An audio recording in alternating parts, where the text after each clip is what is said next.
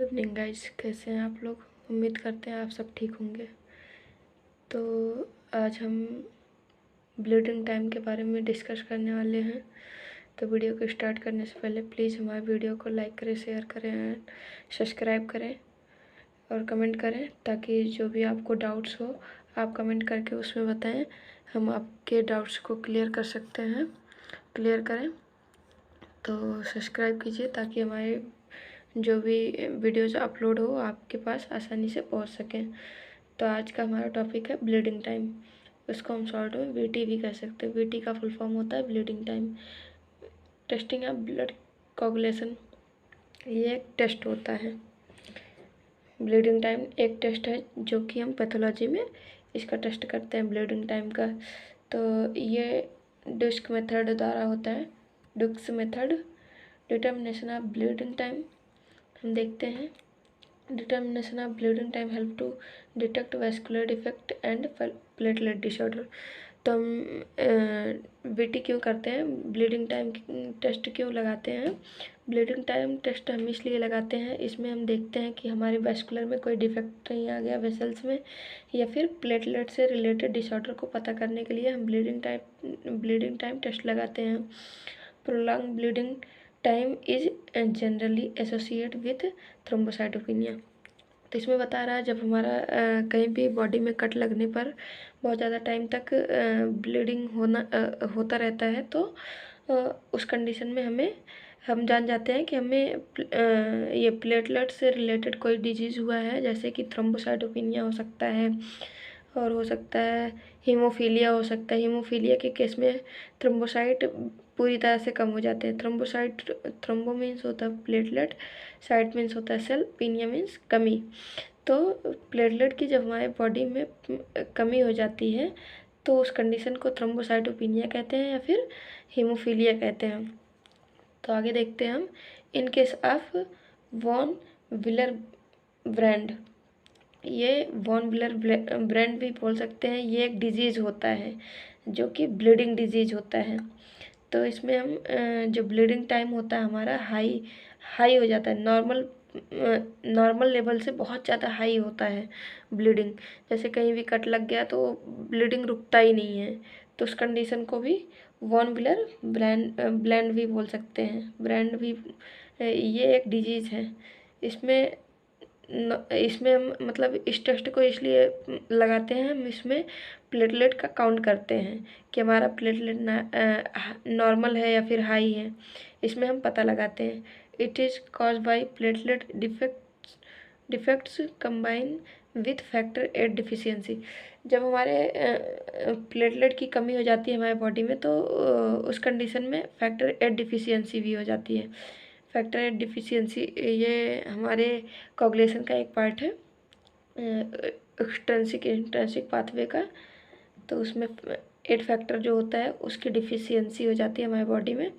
तो इस वजह से भी हमें थ्रोम्बोसाइटोपिनिया भी हो सकता है या फिर हीमोफीलिया हो सकता है। इस कंडीशन को जब हमारे प्लेटलेट की कमी हो जाती है बॉडी में, तो ये फैक्टर 8 डिफिशियंसी कॉज कर जाता है बॉडी में। तो इसका जो मेथड होता है मैंने बताया था आगे कि डिक्स मेथड होता है। डिक्स मेथड से हम ये टेस्ट लगाते हैं। स्पेसिमेन क्या क्या लेते हैं, ब्लड कलेक्ट करते हैं बाय ईयर लोब से, और फिंगर पंचर करके। फिंगर मीन्स रिंग फिंगर जो हमारा होता है, ये रिंग फिंगर से यहाँ पर हम लैंसेट से पिंच करते हैं। पहले हम इस एरिया को क्लीन कर लेते हैं 70% अल्कोहल या फिर एथेनॉल से। तो और फिर उसके बाद हम लैंसेट से इस पे पिंच करते हैं। लैंसेट से पिंच करते हैं 1 सेंटीमीटर डीप, 1 मिलीमीटर होता है, या 1 mm हम डीप अपने ईयर लोब या फिर फिंगर में हम पिंच करते हैं। और तुरंत ही जैसे हमारा ब्लीडिंग स्टार्ट होता है तुरंत ही हम स्टॉप वॉच को स्टार्ट कर देते हैं। और उसमें हम एक सर्कुलर पेपर होता है। सर्कुलर पेपर जैसे मान लो हमारा सर्कुलर पेपर रोल होता है, गोल शेप में होता है, तो उसको जैसे एक बार हम ऐसे ब्लड को सर्कुलर पेपर से वॉश करते हैं, उसमें सुखाते हैं, ड्राई करते हैं, पर जो हमारा सर्कुलर पेपर होता है वो हमारे फिंगर के ये स्किन के सरफेस पर नहीं टच होना चाहिए। सिर्फ ब्लड को ही ड्राई करते हैं, ब्लड के ही सरफेस पर टच कराते हैं। तो ये मेथड हम बार बार रिपीट करते रहते हैं पर 30 सेकंड तक, जब तक हमारा ब्लड यहाँ का चाहे ईयरलोब का हो या फिर फिंगर का हो जो हम प्रिक किए रहते हैं, जब तक हमारा क्लॉट ना हो जाए, जब तक हमारा ब्लीडिंग रुक ना जाए, तब तक हम उसको पर 30 सेकंड, जैसे एक बार यहाँ वॉश किए, मान लो रोल ऐसे गोल शेप में होता है हमारा सर्कुलर पेपर, तो इसको रोल एक बार यहाँ किए, ऐसे ड्राई करवाए फिंगर को, फिर उसके बाद यहाँ करवाए। एक ही एरिया पे बार बार नहीं करवाते, उसको उसके एरियाज को चेंज करते रहते हैं, जैसे एक बार यहाँ करवाए, एक बार यहाँ करवाए, एक बार यहाँ। तो एक टाइम ऐसा आता है कि हमारा ब्लीडिंग टाइम रुक जाता है। जब हमारा ब्लीडिंग नॉर्मल रेंज से बहुत ज़्यादा हाई हो जाता है, बहुत ज़्यादा हाई, जैसे नॉर्मल हमारा होता है 1 to 5 मिनट होता है, तो 1 to 5 मिनट से ज़्यादा हमारा ब्लीडिंग होने लगता है, तो हम जान जाते हैं थ्रोम्बोसाइटोपेनिया का केस है या फिर हीमोफीलिया का केस है। तो हम तुरंत रिपोर्ट को डॉक्टर को दिखाते हैं और उसी हिसाब से हम मेडिसिन लेते हैं। तो हमने बताया स्पेसिमेन जो होता है ब्लड कलेक्ट करते हैं ईयरलोब से या फिर फिंगर को पंक्चर करते हैं लैंसेट के थ्रू। ये देखिए प्रिंसिपल क्या होता है, प्रिंसिपल कहता है A1 mm मीन्स 1 mm मैंने बोला था कि इंसर्ट करते हैं लैंसेट को deep 1 mm deep inserted on earlobe और फिंगर ऑफ द पेशेंट। जो पेशेंट हमारे पास आता है उसके फिंगर में या फिर ईयरलोब में हम 1 mm डीप लैंसेट से इंसर्ट करते हैं।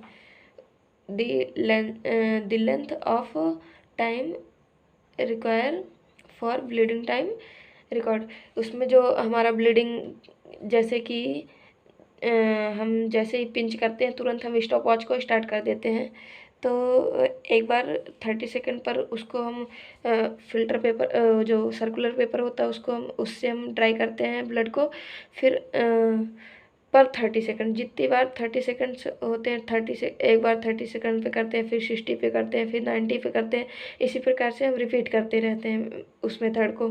तो जब हमारा ब्लीडिंग टाइम रुक जाता है, एक समय ऐसा आता है कि रुक जाता है, तो उस टाइम को हम रिकॉर्ड कर लेते हैं। जब हमारा नॉर्मल लेंथ से ज़्यादा रहता है तो हम उस हिसाब से तो जो हमारा रिपोर्ट होता है उसको हम डॉक्टर को दिखा के मेडिसिन लेते हैं, मेडिसिन फिर हम अपना चलाते हैं ताकि हमारा जो भी डिजीज़ हो वो ठीक हो सके।